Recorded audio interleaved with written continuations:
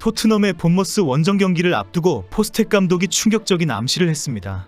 다음 시즌의 토트넘 공격진에 대해 언급하면서 손흥민을 아예 제외하는 듯한 설명을 했습니다. 새로운 스트라이커 영입 추진을 공개하면서 솔란케와 히샬리송을 포함한 공격진에 대한 설명은 있었지만 손흥민의 역할에 대한 언급을 아예 하지 않았습니다. 현재 토트넘 팬들은 내년 여름에 손흥민이 토트넘을 떠난다는 소식을 전하고 있습니다. 포스텍 감독의 다음 시즌 공격진에 대한 설명과 양민혁 출전에 대한 언급을 전해드리겠습니다. 현재 토트넘은 본머스에 도착해서 경기를 준비하고 있습니다.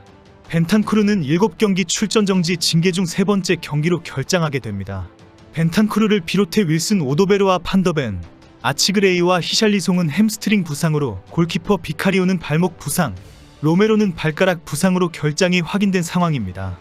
토트넘의 포스텍 감독인 본머스전을 앞두고 기자회견을 했습니다. 포스텍 감독은 손흥민과 양민혁에 대한 충격적인 이야기를 쏟아냈습니다. 이번 겨울 이적 시장과 다음 시즌에 손흥민에게 엄청난 변화가 있을 것이라는 사실이 확인된 것입니다. 포스텍 감독은 기자와의 인터뷰에서 이번 겨울 이적 시장에서 새로운 스트라이커를 영입할 것이라는 것을 밝혔습니다. 히샬리송이 이적을 하지 않는다는 것이 확인된 상황에서 새로운 스트라이커를 영입한다는 사실을 공개하면서 다음 시즌에는 손흥민이 포스텍의 포지션에는 없다는 것으로 해석되고 있습니다. 포스텍 감독은 오는 1월 겨울 이적 시장에 새로운 공격수 영입을 추진할 수 있다고 공식적으로 밝혔습니다. 기자가 지난 풀럼전에서 솔란케가 부상을 당하니 공격진에 심각한 문제가 발생했다. 히샬리송도 계속 부상 중인데 이번 겨울에 새로운 스트라이커를 영입해야 하지 않느냐라는 질문을 했습니다. 유로파리그 우승과 리그 4위 진입을 위해서 겨울 이적 기간에 공격진에 대한 대책이 있어야 한다는 지적이었습니다. 이에 포스텍 감독은 솔직히 그렇다고 인정을 했습니다.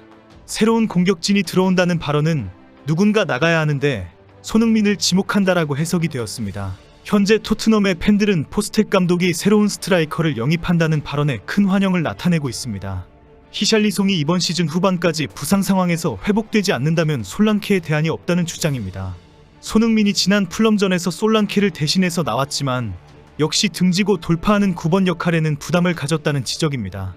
포스텍 감독은 히샬리송이 건강을 회복하면 토트넘의 공격진에서 큰 역할을 할 것이라고 기대했습니다.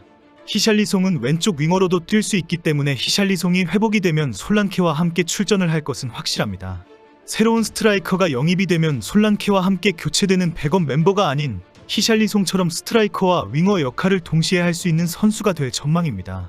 결국 여기에서 포스텍은 손흥민의 역할은 전혀 언급하지 않았습니다. 현재 토트넘의 팬들이 손흥민이 내년 여름에 팀을 떠난다는 발언으로 화제가 되는 이유입니다. 그래서 현재 화제가 되는 뉴스가 비인 스포츠의 손흥민과 토트넘의 이별에 관한 보도입니다.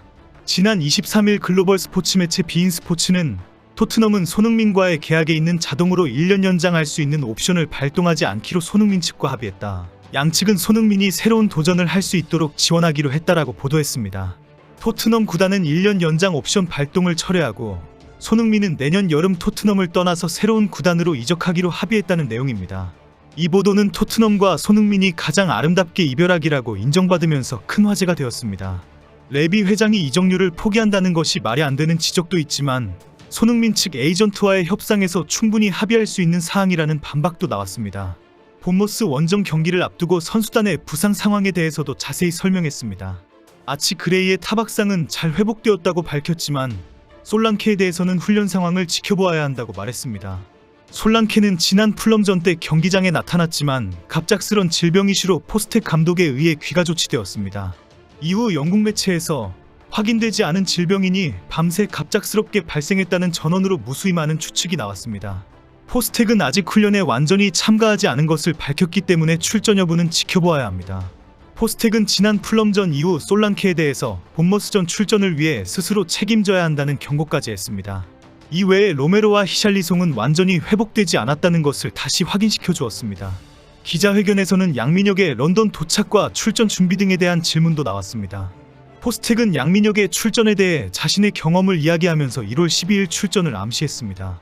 아직 런던에 도착하지 않았다고 밝히면서 K리그 일정을 마치고 좀 쉬고 올 것이라고 말했습니다.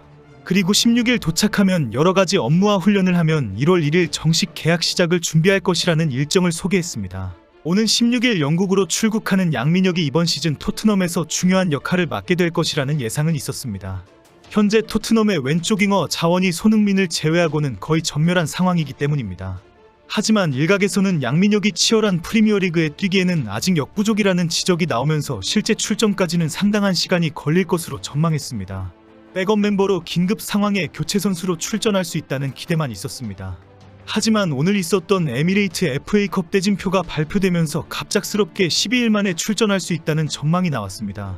토트넘은 64강에서 오브 리그의 테머스를 만나는 행운을 잡았습니다. 테머스는 잉글랜드 축구리그 체계의 5번째에 위치한 내셔널리그에서 경쟁하는 팀입니다. 이미 양민혁은 런던에 거주할 집을 마련한 상황이기 때문에 빠르게 토트넘 훈련장에 합류할 준비를 해야 합니다. 양민혁은 영국에 도착한 후에 숨가쁘게 돌아가는 토트넘의 박싱데이를 함께 할 것입니다.